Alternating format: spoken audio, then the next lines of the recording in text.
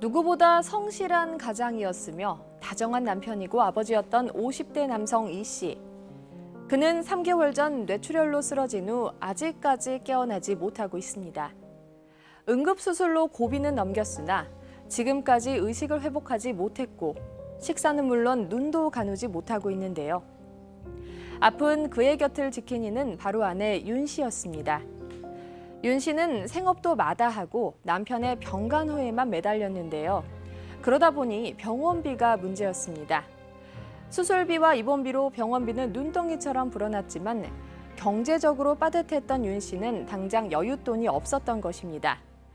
고민 끝에 윤 씨는 집을 팔아 돈을 마련하려고 했지만 하나뿐인 집의 소유주가 남편이라 이마저도 쉽지 않은 상황입니다. 의식불명에 빠진 남편의 병원비를 위해 집을 처분해야 한다는 윤 씨. 윤 씨가 남편 소유의 집을 다른 사람에게 매매하려면 어떻게 해야 할까요? 네, 오늘 이 사건 상담실에서는 이 뇌출혈로 쓰러진 남편을 간호하고 있는 50대 여성의 사연을 알아보겠습니다. 50대 남편은 운동도 좋아하고 술도 거의 마시지 않아서 건강에 큰 문제가 없었는데 얼마 전에 갑자기 쓰러진 이후에 회복이 안 되고 있어요. 네, 일단 이 부부 얘기를 먼저 좀 간단하게 해드리면 고향 친구를 만나서 오랫동안 교제하다가 결혼한 50대 부부의 이야기입니다. 이 부부 슬하에는 20대 아들이 하나 있고요. 20대 아들은 지금 현재 군복무 중이라고 합니다. 이제 부부는 이제 함께 작은 가게를 하고 있었는데 이제 남편이 기술이 좀 있어서 남편이 전체적으로 가게를 관리하고 이 아내 같은 경우는 이제 격리일이나 이제 가게 지키는 그런 일들을 하면서 지냈는데요. 이제 그러다 보니까 경제적으로 이 부부가 넉넉하진 않았지만 둘이 굉장히 서로 잘 맞았던 것 같습니다. 항상 이제 남편이 이런 얘기를 했다고 합니다. 내가 이 세상에 태어나서 가장 잘한 일은 아내와 결혼한 일인 것 같다는 얘기를 지금까지도 해왔었는데 이 남편 굉장히 건강했었다고 해요. 조기 축구도 하고 또 술도 안 마시고 담배도 피지 않고 항상 건강 관리를 잘 해왔었는데 3개월 전에 출근 준비를 하던 중에 갑자기 이제 뇌출혈로 쓰러진 상황이 됐고 그 이후에 아직까지도 이 남편의 의식은 회복되지 않은 상황이라고 합니다. 그러니까 지금 말씀드린 것처럼 참 금슬이 참 좋았던 부부였고 서로 이제 애정이 이렇게 깊었던 부부였는데 남편이 쓰러진 이후에 이제 병 간호를 하는 아내는 얼마나 힘들었겠습니까? 그렇죠. 그 이제 쓰러진 동안 아내는 눈물이 마를 날이 없었다면서요. 일단 첫 번째 큰 충격을 당연히 받았겠죠. 그리고 이제 아들이 군대 가 있었는데 차마 아들한테는 알리지도 못하고 남편이 수술이 끝나는 동안 계속 밖에서 이제 수술 결과를 기다리고 있었답니다. 그런데 수술이 끝난 후에도 상태가 썩 좋지 않아서 계속 중환자실에서 있어야 됐고요. 그 와중에도 혼자 이 일을 다 감당하려니까 이게 현실인지 꿈인지 아마 그런 상태로 있었던 것 같아요. 그러다가 중환자실에 있던 남편이 2달 전에 자가호흡이 가능해져서 일반 병실로 옮기기는 했는데 자가호흡이 가능해졌다니 크게 호전됐다는 게 아니라 여전히 의식은 없는 상태이고 눈도 뭐 제대로 가누지 못하는 아직 안 좋은 상태의 일반 병실로 옮기기만 한 거예요.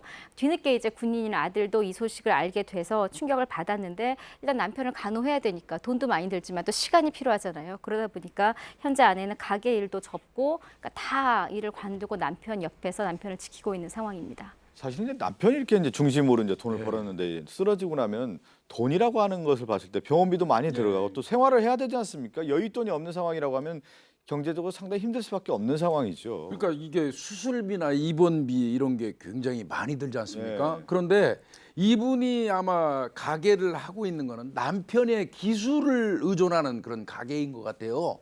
그러다 보니까 남편이 쓰러지고 나니까 아내 혼자서 가게를 꾸려나가는 것도 어려운 것 같습니다. 네. 그러니까 결국은 집에 돈 버는 사람이 하나도 없는 거죠. 아들은 군대 가 있죠.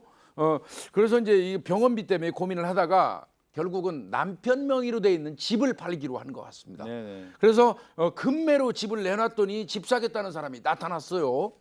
그래서 이제 파는 과정에서는 아무래도 명의자가 남편으로 돼 있으니까 그런 부분을 설명을 했겠죠. 그랬더니 예. 집을 사는 사람 입장에서는 불편하죠. 그러네요. 남편이 의식 불명 상태라면 뭐 집 샀다가 나중에 또 여러 가지 송사에 휘말릴 수 있으니까 바로 거부를 했다고 그래요. 매수를 포기해버리고 이 아내 입장에서는 참 이거 남편 소유의 집을 파는 게 어떻게 하면 좋을까 이제 이런 내용입니다. 이제 집을 팔아서 이제 병원비다 이제 생활비도 좀 쓰고 싶은 그런 마음인데 이런 와중에 시아버님이 또 며느리도 되게 아꼈나 봐요. 근데 이 시아버님이 또 세상을 떠나는 엎친 데 덮친 격이라고 할까요? 참 어려운 일이 이제 겹쳤습니다. 아내분이 2살 때 아버지를 잃었나 봐요. 돌아가셔가지고 아버지 얼굴도 모르고 지내고 있었는데 그 사정을 알았던 시아버지가 막내 며느리를 딸처럼 여기셨던 것 같아요. 그래서 각별하고 사이도 되게 좋았던 거죠.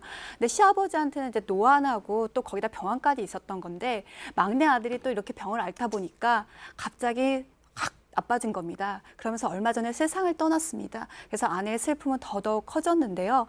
이때 또 상속 문제가 발생을 하게 됩니다. 아들 형제가 삼형제인데요. 아버지가 이제 그 시골 땅을 물려주셨는데 공동 상속이 된 거예요. 그러네요. 근데 의식분명에 있다 보니까 이거 어떻게 해결해야 될지 지금 아내는 또 고민 중인 겁니다. 우리가 그래 지금 오늘 이제 사연 보내주신 아내 이제 50대 여성이죠. 이제 궁금증을 저희가 두 가지로 이제 정리를 해봤는데 화면을 보면서 설명을 드리겠습니다. 첫 번째는요.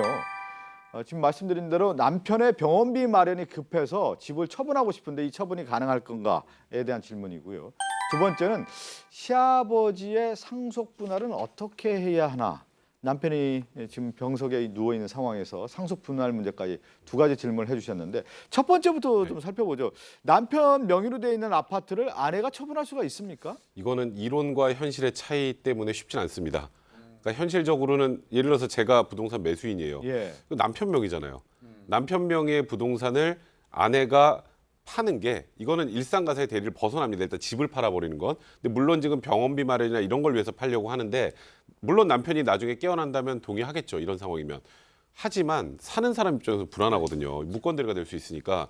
무권대리가 돼서 아니고 나 대리권도 안 주고 내가 지금 의식 없을 때 집 팔았는데 이거 무효다라고 하면 굉장히 난감한 상황이 되니 후에 문제가 될 수 있다는 거죠. 그러니까 이제 현실적으로 이 집을 팔기 어렵다라는 거 하나. 예. 이론적으로만 놓고 보면 지금 이 아내가 집을 팔려고 하는 이유는 남편의 병원비, 그리고 생활비로 사용하는 거 아니겠습니까? 근데 민법에 보면 이제 부부간에는 일상가사 대리권이라는 게 있습니다. 그러니까 부부가 같이 생활하면서 생활비, 아이들 교육비, 뭐 누구의 병원비 이런 것들은 둘이 공동으로 그렇게 마련해서 이제 네네. 사용하기 때문에 그런 경우에 그냥 대리권을 직접 주지 않더라도 대리권 수여한 것으로 보거든요. 하지만 이 집을 처분할 때 그 상대방 입장에서 그걸 잘 모르잖아요. 그러네요. 그러다 보니까 이론적으로는 가능하지만 현실적으로 쉽지 않다 이렇게 얘기해야 될 것 같습니다. 그렇기 때문에 지금 혼자서 팔려고 했을 때는 큰일 날 수가 있습니다. 인감 같은 것도 본인 남편 거를 좀 떼야 되거든요. 그래서 법적으로는 성년 후견인을 이제 해야 됩니다. 남편에 대한 후견, 지금 의식 불명 상태이기 때문에 법적인 어떤 행위를 할 수 없는 상황입니다. 그래서 후견인을 둔 다음에 후견인을 통해서 이해할 거예요. 후견인이 법률 행위를 한다면 지금 상황상 남편의 그 명의의 재산을 팔아서 생활비를 충당하는 그 방법을 택해야 되는데 시간이 또 촉박하잖아요. 그걸 하면 가정법원에 후견인 신청해야 되고 후견인 재판까지 받아야 되는데 시간이 조금 촉박하기 때문에 그게 또 문제이긴 또 문제입니다. 예, 지금 얘기 들어보면 그러면 이제 정리를 해보면 남편 명의로 된 아파트를 집을 팔 수는 없는 거거든요. 현실적으로 현실적으로 어렵다라는 현실적으로 어렵다는 거고 또 하나 그러면 남편 명의의 담보를 받아서 이렇게 돈을 써도 그것도 안 되겠네요. 그것도 그러면. 마찬가지예요. 지금 뭐 한다고 하면 은행에서 안 된다 하겠죠. 위임장을 가지고 와봐라. 그러면 우리 남편 지금 의식 불명 상태다. 그 의식 불명 상태면 후견인을 하든 뭐 그런 법적인 방법을 택하지 뭐 상황이 힘들다 해가지고 남편 명의의 재산에 대출은 불가능하다고 얘기할 가능성이 크고요. 예, 이것도 예. 마찬가지로 원칙적인 성년 후견인 제도를 지금 이용해야 될 그런 상황입니다. 그러네요. 그러니까 이런 거예요. 그러니까 이 아내 입장에서는 이거 담보 받아서 남편 병원비 쓰고 생활비 쓸 의도를 가지고 있지만 은행이 어떻게 하나요? 그걸 알 수가 없으니까. 그러니까 은행은 알 수가 없으니까 예, 예. 예를 들어서 남편이 의식불명이니까 이 아내가 대출을 받아서 그 돈을 가지고 뭔가 다른 걸 할 수도 있잖아요. 예, 예. 그렇기 때문에 은행은 네 그렇습니까? 그 병원비로 쓰시는 거예요?라고 대출을 쉽게 안 해줘요. 그러니까 지금 조금 전에 박지훈 변호사가 얘기하셨던 것처럼 다른 방법을 찾아보셔야 됩니다. 백성 변호사 얘기한 것처럼 이론과 현실은 완전히 전혀 다르다는 생각이 좀 드는데 자 그러면 시아버님이 돌아가셔서 상속 그러니까 삼형제가 있었다고 하잖아요. 네. 근데 지금 남편이 누워 있는 상태인데 재산 상속은 어떻게 되는 겁니까? 마찬가지입니다. 이 재산 상속도 이 아내가 개입할 수가 없습니다. 남편 명의로 삼형제이기 때문에 세 사람한테 3분의 1씩 지분이 간 거고 예. 이 두 사람은 두 형제는 뭐 본인들이 가져갈 수도 있고 협의 분할을 할 수도 있습니다. 협의 분할이 안 된다 그러면 사실은 그 3분의 1씩 지분 등기를 해야 되는 상황인데 이것도 마찬가지로 분할하려고 그러면 성년 후견인을 또 둬야 됩니다. 성년 후견을 둔 다음에 그 후견을 통해서 상속 재산을 분할하는 재판도 할 수가 있고요. 또 협의를 할 수도 있고요. 네. 그런 식으로 진행이 되어야 합니다. 그리고 박지원 변호사 얘기한 것처럼 지금 오늘 상담하신 아내분, 이제 50대 여성분은 어떻게 해야 되냐면 법적으로 저희가 봤을 때는 사실은 아내가 주장할 수 있는 것들이 없기 때문에 일단은 안전장치라고 해야 될까요? 저 성년 후견인을 지정을 한 가운데 절차적인 어떤 과정을 추진해서 본인이 성년 후견이 될 수도 있어요. 예, 이런 예. 경우에는 신청을 해서 그러니까 그런 그 절차를 거친 다음에 해야 상대방도 믿고 할 수 있는 거거든요. 예. 결국 상대방이 지금 이 아내의 법률 행위를 믿을 수 있느냐 없느냐의 문제이기 때문에 지금 조금 전에 박지원 변호사 얘기하셨던 건 이건 무조건 일단 성년 후견 그러네요. 개시 신청부터 하셔야 그러네. 이 앞으로 절차가 진행될 수 있습니다. 일단 오늘 궁금증 얘기한 것처럼 의식불명인 남편을 대신해서 집을 처분한다든가 또 집을 담보로 해서 대출을 할 수는 없다라는 말씀을 좀 드리겠습니다. 함께 사는 세상으로 갑니다.